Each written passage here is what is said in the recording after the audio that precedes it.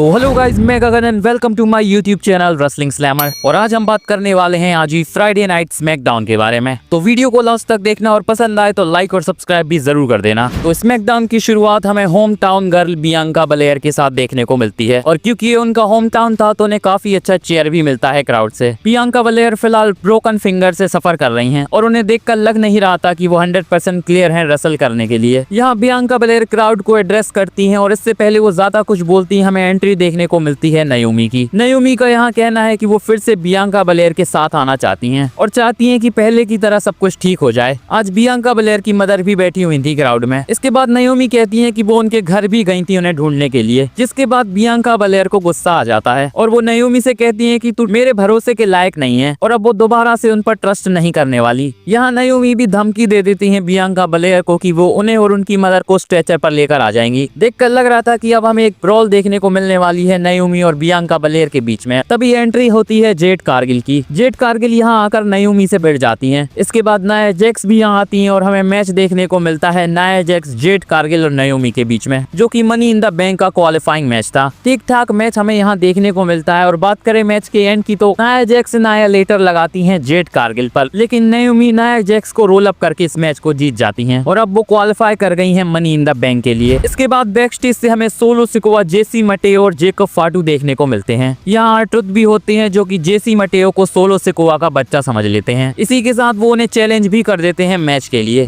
Back stage से हमें Chelsea green और उनकी टीम देखने को मिलती है जो बात कर रहे थे निक ऑल्डिस से। सैटरडे नाइट मेन इवेंट में चेल्सी ग्रीन की नाक टूट गई थी, इसीलिए वो हमें यहाँ मास्क के साथ देखने को मिलती हैं। चेल्सी ग्रीन यहाँ निक ऑल्डिस से कहती हैं कि जेलिना वेगा को सस्पेंड किया जाए क्योंकि उन्होंने उनकी नाक तोड़ दी है। निक ऑल्डिस यहाँ जेलिना वेगा को सस्पेंड तो नहीं करते, लेकिन एल्बा फायर और उनका मैच अनाउंस कर देते हैं लेटर स्मैकडाउन के लिए। इसके बाद हमें एक और बैक स्टेज सेगमेंट दिखाया जाता है जहाँ टिफनी स्ट्रैटन इंटरव्यू कर रही होती हैं। यहाँ नाओमी आ जाती हैं और वो उन्हें धमकी दे देती हैं कि उन्हें नाया जैक्स से नहीं उनसे डरने की जरूरत है। नाओमी के जाने के बाद यहाँ अलेक्सा ब्लिस भी आती हैं। यहाँ अलेक्सा ब्लिस का कहना था कि तुम्हें मनी इन द बैंक की केयर करने की जरूरत नहीं है, तुम्हें चिंता होनी चाहिए कि मैं मनी इन द बैंक ना जीत जाऊं। नेक्स्ट मैच हमें देखने को मिलता है जेसी मटेओ और आर-ट्रुथ के बीच में और आज जेसी मटेओ को फाइनली उनका थीम सॉन्ग भी मिल गया है। बात करें मैच की तो यहाँ बुरी तरह से जेसी मटेओ स्क्वॉश कर देते हैं आर-ट्रुथ को और वो मैच को आसानी से जीत जाते हैं। इसके बाद सोलो सिकोआ और जेसी मटेओ दोनों मिलकर अटैक करते हैं आर-ट्रुथ के ऊपर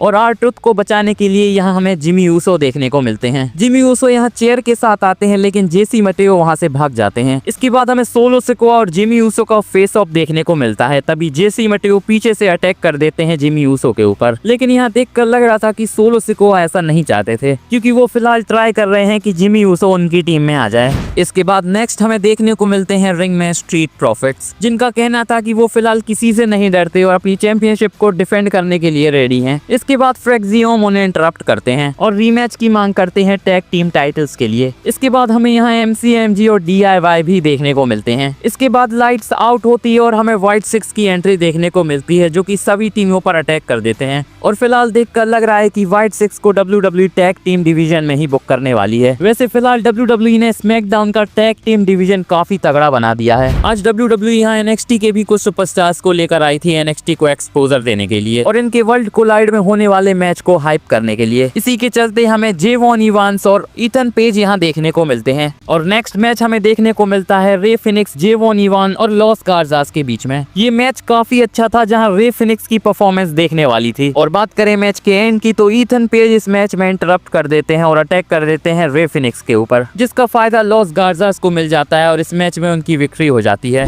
इसके बाद नेक्स्ट मैच होता है जेलिना वेगा और एल्बा फायर के बीच में। बात करें मैच की तो मैच यहाँ कुछ खास हमें देखने को मिलता नहीं है, लेकिन एक मूवमेंट पर हम देखते हैं जब चेल्सी ग्रीन अपने मास्क से अटैक करने जा रही होती हैं जेलिना वेगा पर, लेकिन वो गलती से पाइपर निवेन को लग जाता है। यहाँ हमें एल्बा फायर और चेल्सी ग्रीन के बीच में भी कुछ टेंशंस देखने को मिल रही थी, जिसका फायदा जेलिना वेगा को मिल जाता है और वो इस मैच को जीत जाती हैं। बैक स्टेज से हमें कार्मेलो हेस और द मिज देखने को मिलते हैं, जहां देखकर लग रहा था कि मिज बुरी तरह से चाहते हैं कि Carmelo Hayes money in the bank के लिए क्वालिफाई कर जाएं और इसके लिए उन्हें वो हाइप अप भी करते हैं।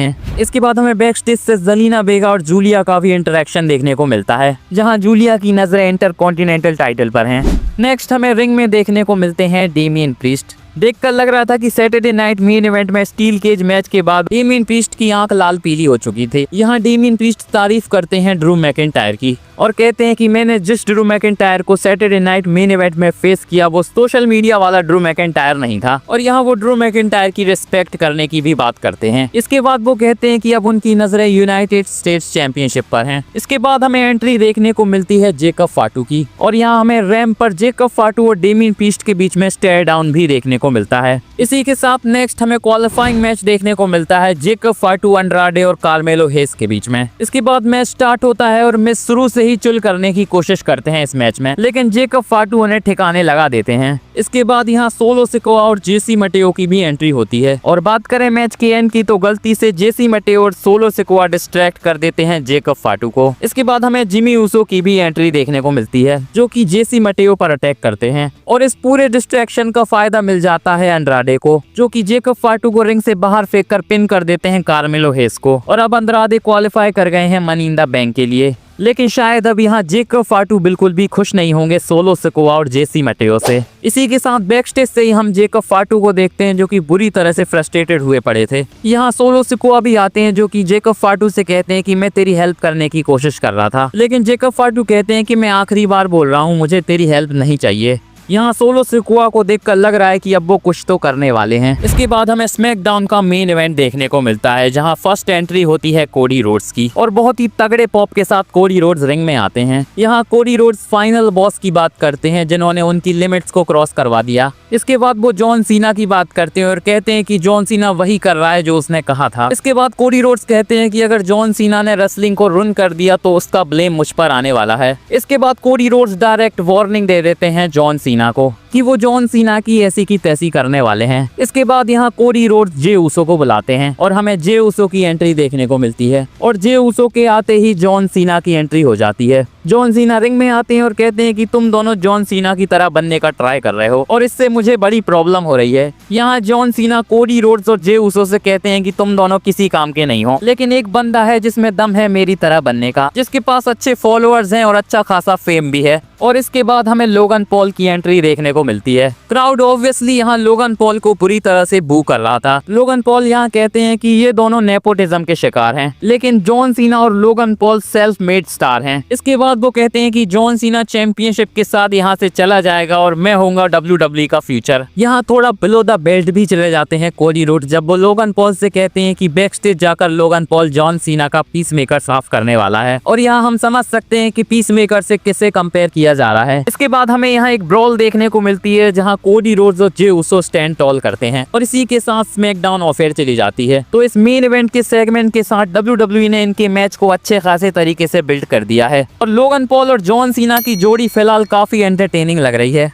तो कमेंट में बताओ आपको आज की स्मैकडाउन कैसी लगी। बाकी मेरी ये वीडियो अच्छी लगी हो तो प्लीज इसे लाइक कर दो और मेरे चैनल रेसलिंग स्लैमर को भी सब्सक्राइब कर दो यार, और बेल आइकन को भी दबा दो ताकि मेरी वीडियो की अपडेट आप तक पहुंचती रहे। मिलते हैं नेक्स्ट वीडियो में, धन्यवाद।